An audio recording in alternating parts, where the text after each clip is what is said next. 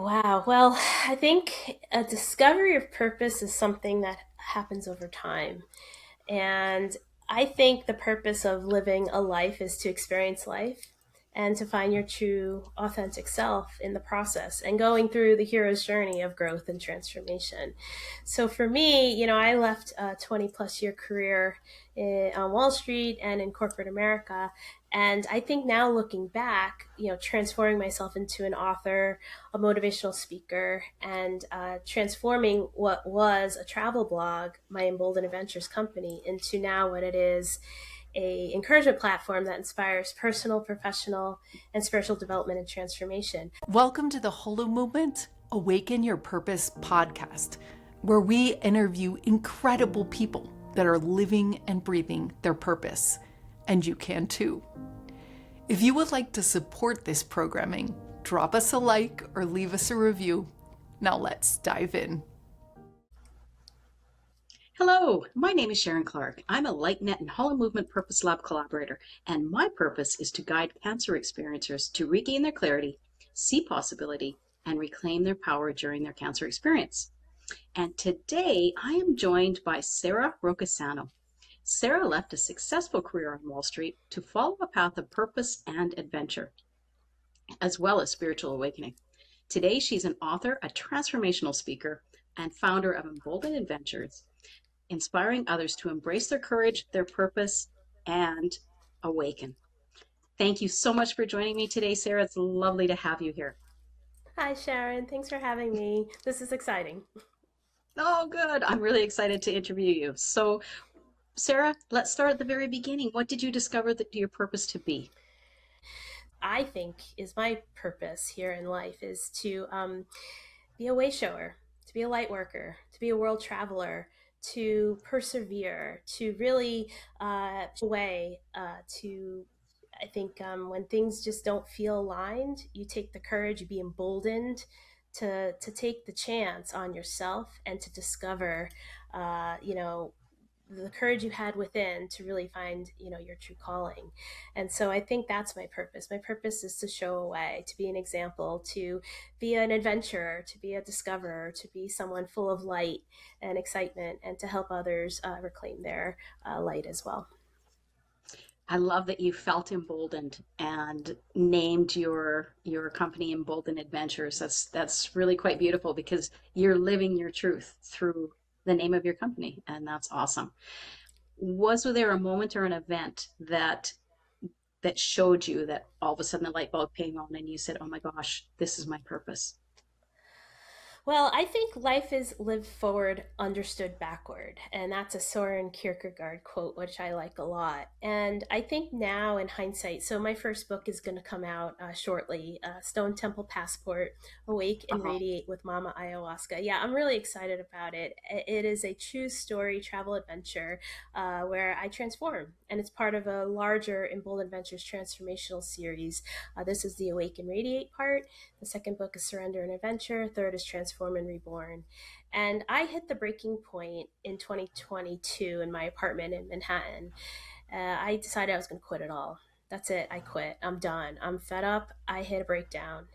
And Embolden Adventures is about breakthroughs after the breakdown for the emboldened seeker ready to rise, offering uh, encouragement insights, motivational speaking, and travel adventures for to guide the unsatisfied who want to change their lives today. So this all came about because I took a risk and said, I'm done, I quit without a plan. And I literally said, I'm going to write a book. I threw everything away. My apartment I sold. I let go of my life in New York City for the 20 plus years I was there. I walked away from wow. a really I guess impressive career if you see it on LinkedIn or my resume, with the goal to write a book without a plan. And now, 4 years later, I look back, right? Life is lived forward, understood backward. And I've Yes. developed all of these beautiful platforms to support the book's launch and the transformational series. So I think that's what the purpose is. For me anyway, I discovered it because I decided I hit that breaking point and enough was enough. And I wanted to take a risk on myself and I wanted to be happy. and I wanted whatever was bringing me down and causing breakdowns for me in my life, toxic work environments, other sort of things externally in New York City that were really driving me to a surrender point. I realize now that I discovered who I was in the process of letting go. And so yeah, that's how it was a process over time to really realize, looking now back at it, that wow, that's my purpose, to discover that I'm a way shower, a light worker, a world traveler, a communicator, an inspirer, and really want to get at people to get out there and see the world and see what you're made of in the hero's journey that is this thing called life. Because through travel, you learn a lot about yourself as well as the world around you and different cultures, different belief systems, and by seeing that, you expand your own, which is 100% true, and you're really bringing that to the forefront with this conversation. How did the people closest to you react when you walked away from an amazing career in Wall Street and said, "Yeah, I'm just gonna, that's it. I'm gonna become spiritual and write a book"? How did they Well, react? it wasn't that simple. And I walked away. Wall Street was my life. I left the Wall Street world in 2012, but I continued on in that kind of high paced, high stress sort of corporate environment as well. And but technically, I did work close to Wall Street in my last job, or one of my last jobs. But yes, how did people around me react? I mean, I think when I first hit that breaking point, and we're talking, like I said, 2022, I had already been um, suffering. I've already been miserable. And this career that I've had, I've lost my job 3 times. So there were plenty of periods of time in my life where I was unemployed. At one point, I was unemployed for 2.5 years. So there's been a lot of moments where I've been working, toxic work environments, high stress, high pressure, New York City that never sleeps, a lot of this intensity energy, plus not having a job. There were lots of fits and starts and trows and highs. So when I hit the breaking point in 2022, I just knew I could do this. I could walk away because I have been in situations before where I didn't have a job and I had to find something new. So I think loved ones around me had seen this before, right? Like, okay, here she is again in a down part. But they were very supportive, I will say. I know when I did hit that breaking point, I did call my father on the phone, and I was crying hysterically, and I said, I just want to come home. And he right away met me at the train station. I took the train to Aw. Connecticut. Yeah, and they've been nothing but supportive in the sense of, like, helping me transition, in the sense of leaving New York, leaving everything behind, and providing supportive space for me to write my books and really kind of think about what these next steps are for me, as I, transform into an entrepreneur and following my true calling. So yes, they have been supportive. I will say though, I don't think everyone fully understands it though.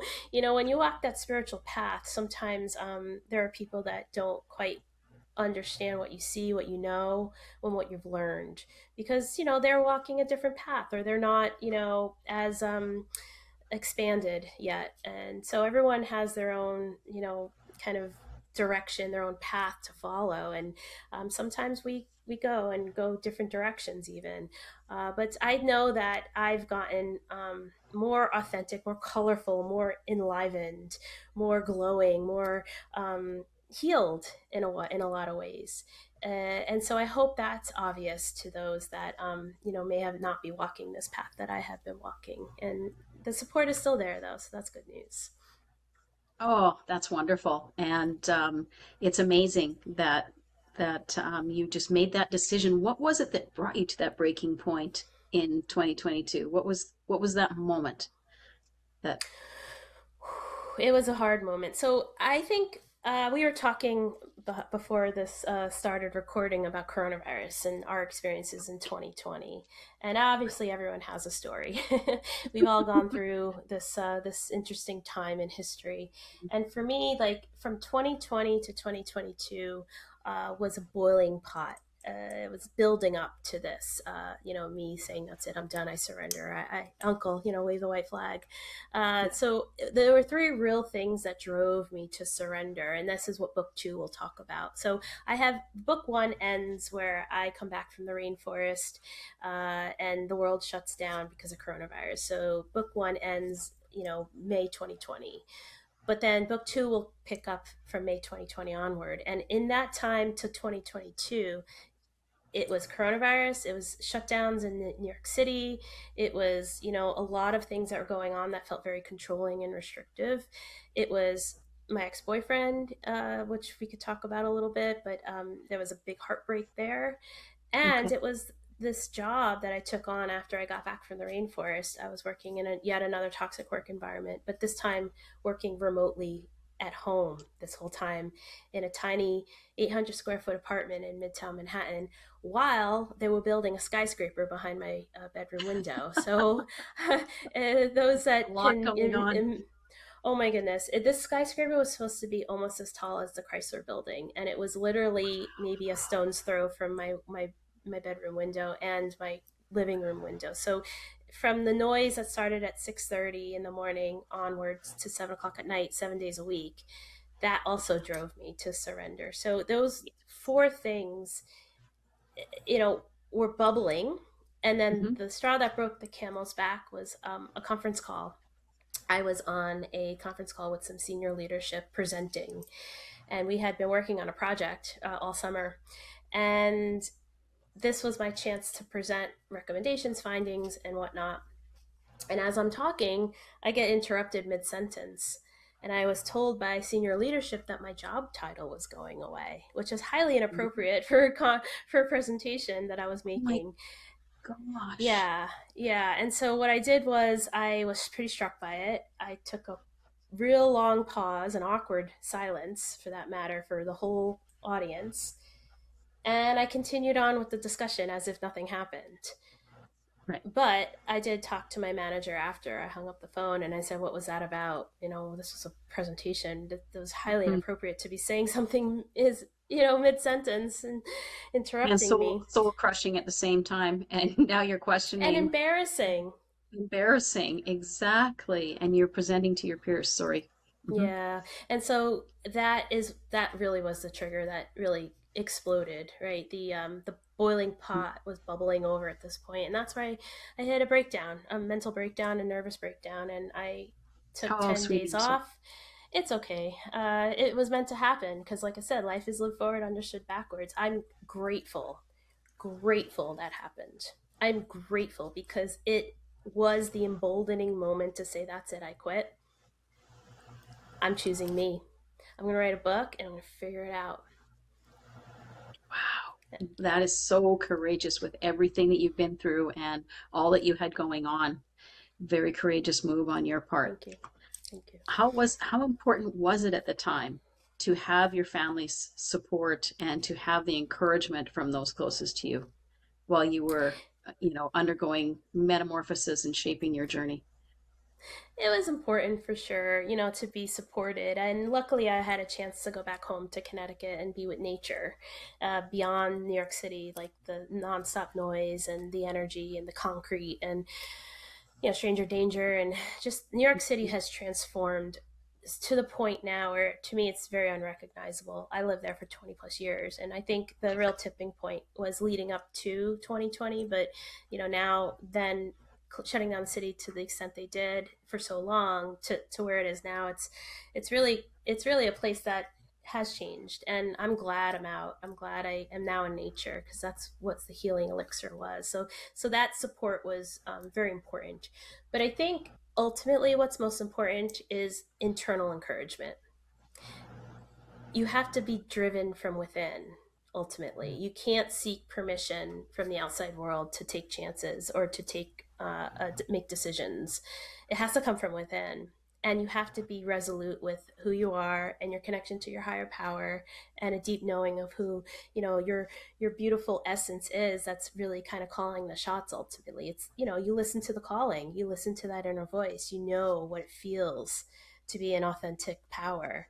And that's empowerment, that's encouragement. And everything else is secondary and wonderfully welcomed. But Mhm. ultimately, you seek permission from within and you follow that calling, even if it's against the grain and it's unpopular. It's something that you know to be true because, again, life is lived forward, understood backward. And then when you see that you've been walking this path and the way appears, as what Rumi says, you realize, thank goodness I kept listening to those next steps, because look where it's brought me in a way that I had no idea it was going to be this amazing. And you're very proud of yourself for taking that bet on yourself and encouraging yourself instead of, asking for permission from others. And living that emboldened adventure, There you right? go. Taking that first emboldened step to change your life. Amazing. So, Sarah, what would you say is your biggest challenge to living your purpose? Biggest challenge is trust, surrender and trust. Even though I learned this is one of the big takeaways from my book. There's many beautiful takeaways from this book. It's a spiritual book at the end of the day. But one of the things I kept repeating and trying to work with and learn and have true knowing is the Mhm. idea of surrendering and trusting. And surrender sounds like, I'm a tough person, right? I want to fight, right? I want to be active. I want to be empowered. I want to know, right? I want to be in control. But it's the opposite. It's if you surrender and you trust that your higher power has you. And I describe my higher power as uh, this beautiful multidimensional essence that's just so much more wise than I am. And I met her in an ayahuasca ceremony recently, and she told me, I am you, you are me, we are one. And so my higher power has my best interests at heart. And I'm here to be the vessel, the physical vessel to carry through with the experiences that this is about life. We're here to experience, grow, and learn. And so the physical vessel is doing the action for the higher power's benefit. So the higher power, I think of her as with the binoculars atop a mountain, and she could see the terrain, she could see the probabilities, the landscapes, the future, right? What various paths can take you, which direction it can go. But the higher self knows what she wants and knows ultimately that she's here to help and here to give you a beautiful life, and a life of growth and purpose and joy, and consciousness expansion. So by me Yes. surrendering to her instructions with the binoculars and the walkie-talkie, I just know to listen, turn here, stop here, back up, cross over here, danger ahead, go this way, watch out, there's a bear. So that's the surrender and trust, because now I'm more empowered than ever because my higher power's got my back. I just need to go through with understanding how to listen, how to trust, Mhm. how to be in a state of gratitude and know that life is Yes. working for me, not against me. So I think that's the hardest part of trying to find your purpose, is knowing how to make that connection and knowing Yes. to be the vessel to, uh, you know, take the actions that the higher power is not in the physical can't do for herself. You have to do it for her. So, how did you learn to connect those small, subtle? Because for me, they're small, subtle, indications or inclinations, and it's like, okay, that's coming from without, or from within, not without. How did you learn to tune into those messages and know that they were from your higher power? It's all the above. It's working with, your teachers in the physical, right? You find your teacher appears when the student is ready.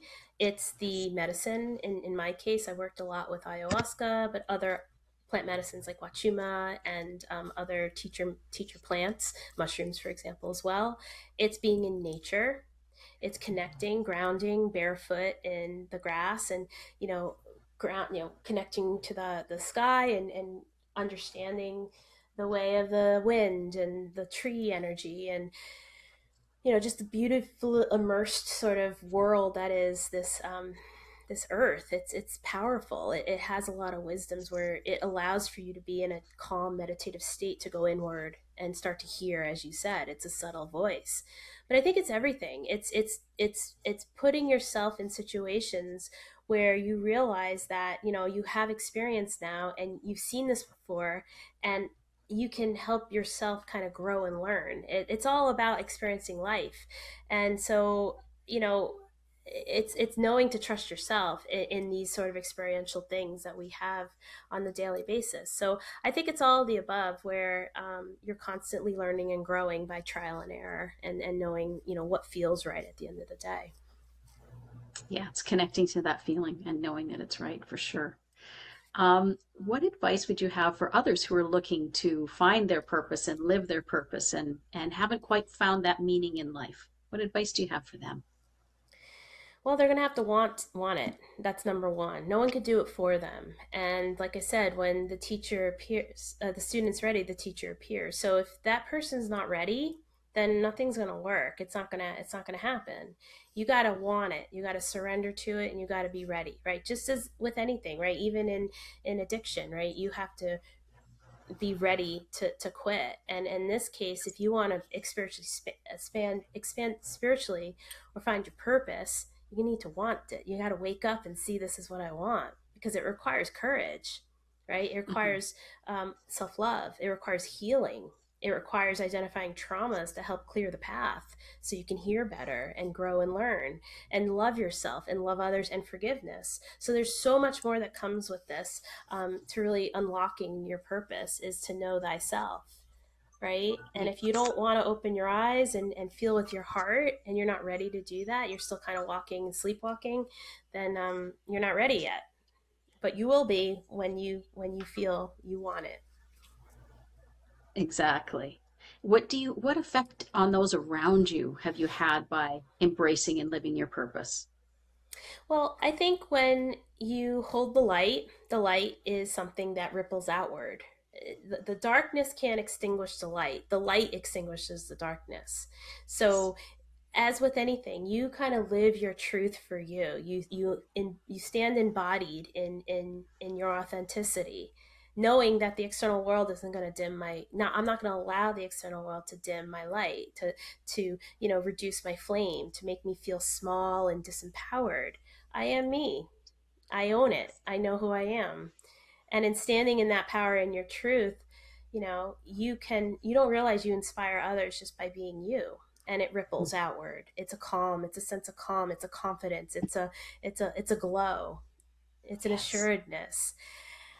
It's the butterfly effect. When they say the butterfly flaps its wings halfway around the world, the hurricane creates, right? The wind starts Mhm. to build up, whereas if a snowball down the mountain, it becomes a big huge avalanche. That's what standing in your power does. That's your authentic truth.